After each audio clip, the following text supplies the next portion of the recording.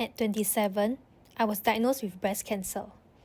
Up until that moment, I had never been hospitalized, never had any major health issues, and honestly thought that I was doing everything right with a healthy diet, regular exercise, and enough sleep. But life has a funny way of teaching us lessons we didn't know we needed.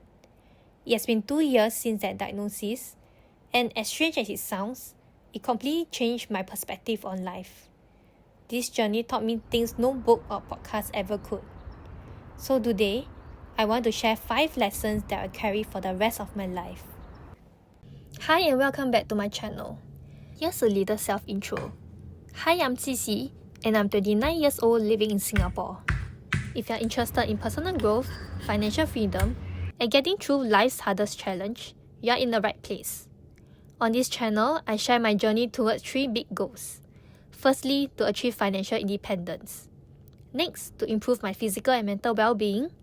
And lastly, building multiple streams of income. In this video, and the ones to come, I'll be sharing my cancer journey, how it changed my life, and the lessons that reshaped how I live today. So what happened? In August 2023, I found a 4 cm lump in my left breast. At first, I wasn't too worried cause Google said that most lumps in younger women are benign, and I had always been healthy. Just a disclaimer, you shouldn't trust Google with your symptoms and should always consult a professional medical doctor. My GP shared the same thought but referred me to the hospital for further checks. I went to Khoo Teck Puat Hospital and waited about a month for my appointment. Did a biopsy and the result came back inconclusive. Honestly, I still wasn't panicking because around that time, I had also just lost my job, so I tried not to overthink it. Instead, I decided to go on a working holiday and did some solo traveling, which funny enough ended being one of the best decisions of my life. I will share more about that in another video. In December 2023, I went for a simple day surgery to remove the lump, and I remember waking up feeling lighter, relieved that it was over. But then came the review in January 2024. And that was when my world crashed. Even though it was stage 0, hearing the words "you have cancer" felt surreal. I was alone, feeling shocked and numb. It has been almost 2 years since then. I finally found some peace through the support of my loved ones, through eating well, exercising, and meditating again. And I think I'm finally ready to look back and reflect on the lessons that came out of all this.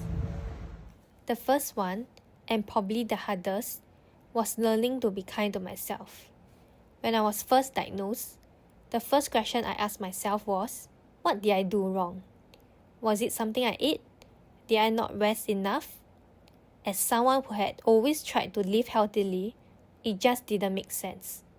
One day I was fine, and then the next day I had cancer. I kept searching for a reason, something or someone to blame.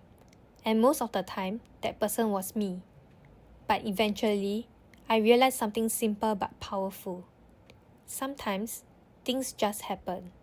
It's not your fault. It's not karma. It's not a punishment. That's when I learned what self-compassion really means. To forgive myself, to stop replaying the what-ifs, to treat myself with the same kindness I would show someone I love. When I was on tamoxifen, I had terrible side effects. Hot flashes, mood swing, fatigue, and I felt like I had lost control of my body and emotions. I hated how I felt, but over time, I learned to be gentle with myself, to meditate, to move, to breathe through the hard days. Healing doesn't just happen physically. It starts when you stop blaming yourself and start accepting yourself.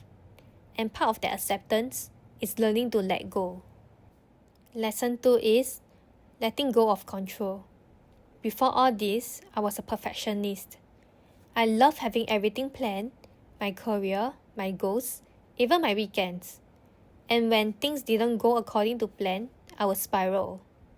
Cancer flipped that world upside down. Suddenly, my days revolved around surgery schedules, treatment plans, and side effects. I couldn't sleep properly. I couldn't stick to routines. I wasn't as productive as before, and I really hated it. I tried everything: blackout curtains, sleep masks, supplements, but nothing worked the way I wanted it to. That's when it hit me. No amount of control could fix everything. Life isn't something to control, it's something to flow with. Now I focus on what I can control, my attitude, my actions, and my response. And I let go of the rest.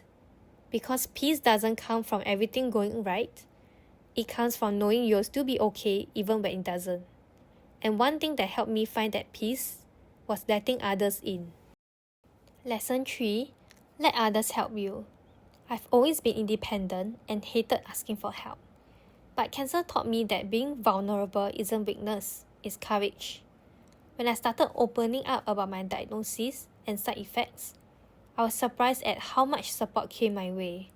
My loved ones checked in regularly. They understood when I wasn't my best self, and they reminded me that I wasn't fighting alone. Now, my partner even comes with me to my medical appointments, which has been a huge help because let's be honest, patients are terrible at managing their own medical stuff. And that support changed everything. Sometimes, letting people help you is also a way of helping them. It gives them a chance to love you, and that same lesson applies to another form of support, financial protection. Financial protection matters more than you think. When you are sick, the last thing you should be worried about is money. Having critical illness and hospitalization insurance gave me the freedom to focus on recovery, not the medical bills. It covered treatments that could have easily drained my savings, and I realized taking care of your finances is also a form of self-care. If you are healthy right now, that's the best time to prepare. I'm so grateful that my younger self bought insurance right after graduation, when I was still healthy and had no medical history.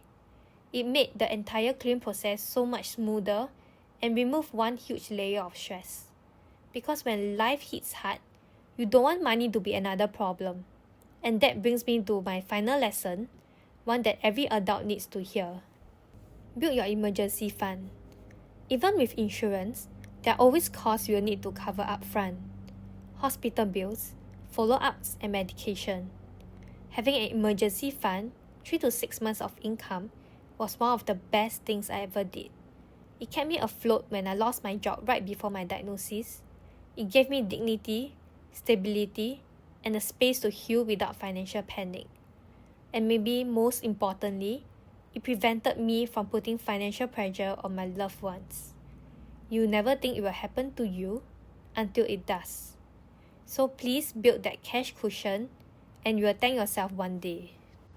2 years later, I still think about that version of me, sitting in the hospital toilet, crying, scared and confused. And I wish I could tell her that you will get through this. And life afterwards, it will be softer, slower, and somehow more meaningful. Cancer changed me, not just physically, but emotionally and mentally. It stripped away what didn't matter and reminded me what truly does. If you're going through something tough right now, please remember this. You might not see it yet, but sometimes pain teaches us lessons that comfort never will. Be patient with yourself, and you're stronger than you think. If this video helped you in any way, I would really appreciate it if you could like or subscribe. It helps me share more stories like this. Thanks for watching my video, and till next time.